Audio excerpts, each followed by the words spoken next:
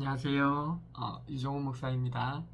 오늘도 말씀을 사모하여 영상으로 함께 말씀 묵상을 하시는 여러분에게 하나님의 사랑과 은혜가 함께 하시기를 축복합니다. 오늘 하나님의 말씀은 마태복음 1장 6절 말씀입니다. 마태복음 1장 6절 말씀입니다. 신약 1쪽 마태복음 1장 6절 말씀을 함께 합독하시겠습니다. 이새는 다윗 왕을 낳으니라. 다윗은 우리아의 아내에게서 솔로몬을 낳고. 아멘. 여러분 혹시 다윗 왕이라고 들어보셨습니까? 다윗 왕은 이스라엘 백성들이 가장 좋아하는 왕입니다. 보통 교회를 다니신 분들은 다윗 왕을 좋아합니다. 사실 다윗의 이야기도 오늘 본문에서 나오고 있습니다. 마태복음의 저자는 예수님을 왕으로 오신 예수님으로 나타나기 위해서 다윗의 후손으로 오셨음을 강조합니다. 그래서 다윗 왕을 족보에 의도적으로 부각시켜서 놓고 있습니다. 그런데 오늘 우리가 예상했던 것과는 조금 다르게 족보가 기록되어 있습니다. 선한 왕 다윗, 훌륭한 왕 다윗의 모습이 아니라 다윗의 죄악의 역사를 예수님의 족보에 고스란히 기록하고 있다는 사실입니다. 오늘의 말씀은 족보에 나오는 네 번째 여인인 우리아의 아내에 대한 이야기입니다. 성경은 그녀를 밧세바라는 이름으로 기록할 수도 있었습니다. 이스라엘 사람들이 가장 훌륭하게 여기는 왕 다윗, 하나님 앞에 가장 정직하게 살았다는 왕 다윗입니다. 그런데 그를 일부러 흠집낼 것이 아니라면 우리아의 아내라고 기록할 필요가 없습니다. 그리고 밧세바를 기억하신다는 것을 나타내려면 그냥 다윗은 밧세바에게서 솔로몬을 낳고 정도로 기록하면 됩니다. 그런데 왜 마태복음의 저자는 굳이 다윗은 우리아의 아내에게서 솔로몬을 낳고 라고 기록하고 있을까요? 아니, 다윗의 입장에서 이것은 좀 억울하지 않겠습니까? 평생을 하나님 중심으로 신실하게 정직하게 행하며 살았는데 정말 자신의 흑역사를 정확하게 메시아 예수 그리스도의 족보에 기록하다니요. 그것도 우리아의 아내를 빼앗아서 아기를 낳았다는 것을 기록하다니요. 그런데요, 하나님은 그녀를 우리아의 아내로 기록하기를 원하셨습니다. 왜냐하면 우리아는 하나님 앞에서 있었던 선했던 사람이었고 자기 민족을 사랑하고 왕에게 충성하는 사람이었기 때문입니다. 그리고 하나님은 다윗 왕의 죄악까지도 우리가 아는 것을 원하셨기 때문입니다.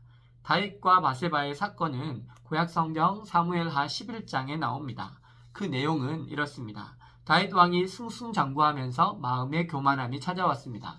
전쟁의 시기 중에 상대편 왕의 목을 베러 자신이 출전할 시간인데 다윗 왕은 요압 장군만을 내보내고 출전하지 않고 한가롭게 궁궐을 거닙니다. 작은 성공 뒤에 찾아오는 교만이 무서운 것입니다. 교만은 패망의 선봉이요 거만함은 넘어짐의 앞잡이입니다. 다윗 왕에게 교만함이 찾아왔고 그는 전쟁 중임에도 한가로이 궁궐을 거닐고 있었습니다. 그런데 아니 어떤 예쁜 여자가 자기 집 옥상에서 목욕을 하고 있는 겁니다. 높은 궁궐에서 봤더니 그 여자가 너무나도 아름답게 보였어요. 그래서 다윗은 시종을 시켜서 그 여자를 당장 데려오게 하고 그 여인을 범합니다. 그리고 나서 알아봤더니 요압 수하에 있는 용감한 우리아라는 장군의 아내였습니다. 이후 밧세바라는 이 여인은 임신 사실을 알게 되고 다윗 왕에게 이 임신 사실을 알립니다. 그러자 다윗은 우리아를 전쟁 중에 자기 집으로 보내서 쉬게 하려고 합니다.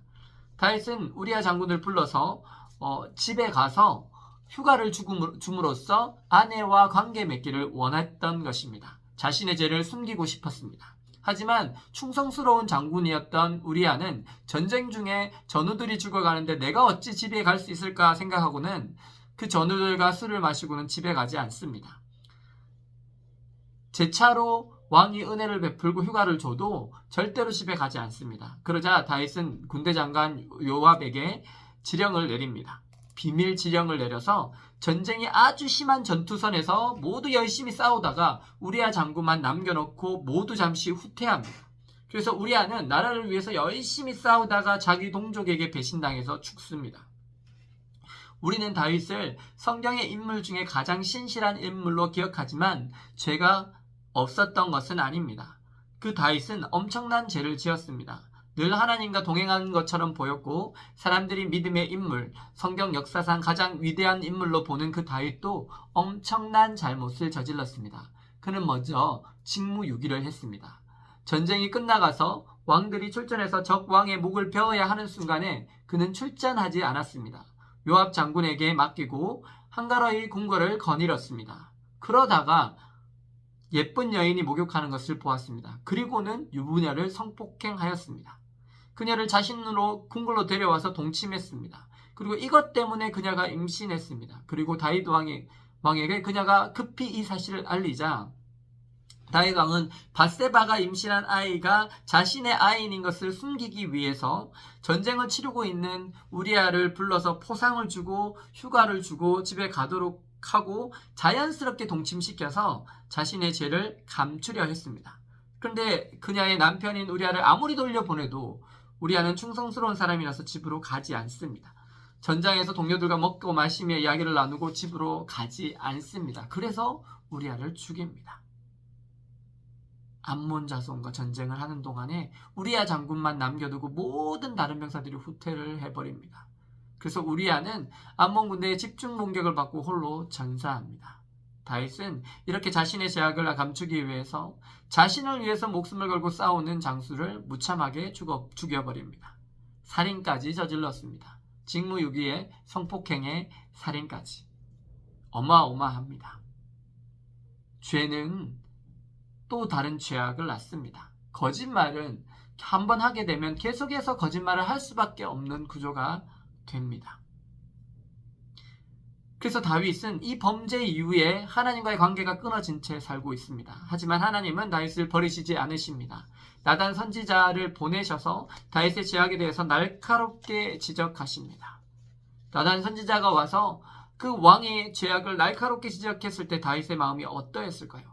과연 신하들과 모든 백성들이 보고 있는 중에 회개하는 것이 쉬웠을까요? 아마도 나단 선지자의 목을 치고 싶었을 것입니다. 자신이 이때까지 쌓아온 모든 것이 무너지는 느낌이었습니다. 회개하면 마치 모든 나의 사회적 지위와 위신이 땅바닥에 떨어질 것 같습니다.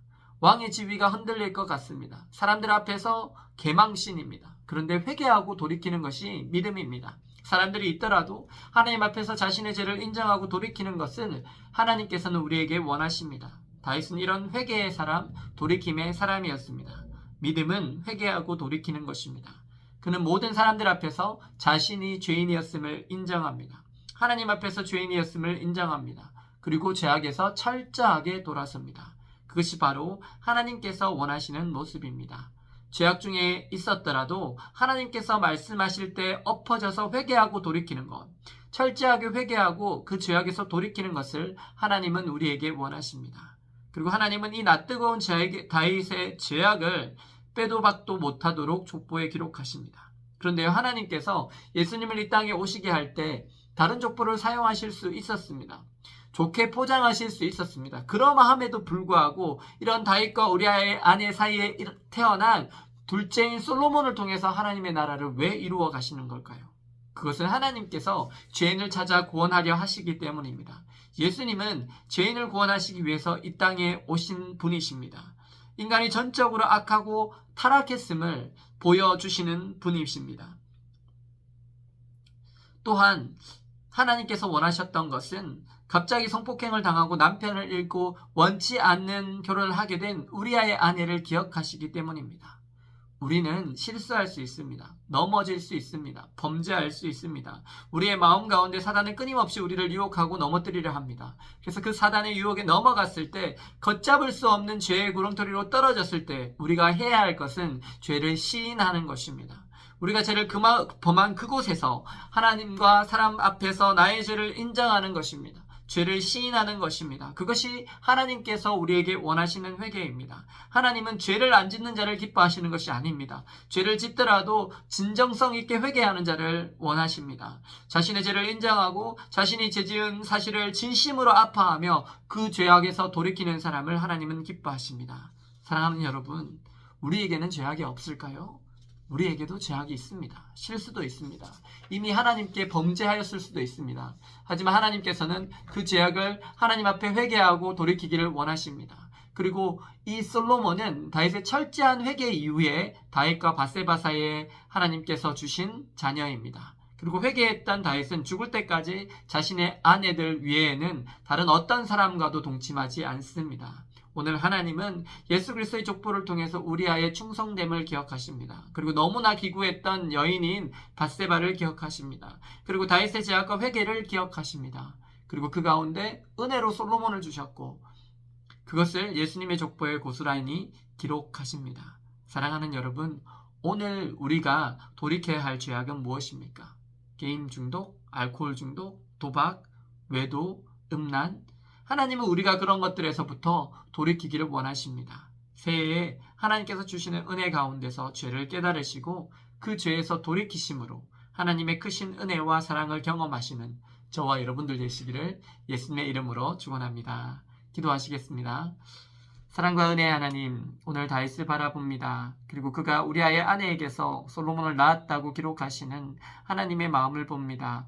다윗 왕이 비록 죄를 지었지만 그 회개를 받으셨던 하나님, 또한 갑작스럽게 성폭행을 당하고 남편이 죽임을 당하고 너무나 기구한 인생이었지만 하나님께서 그녀를 기억해 주셨던 밧세바를 봅니다. 주님, 저희들에게도 죄가 있습니다. 하지만 새해부터 주님께로 돌이키기를 원합니다.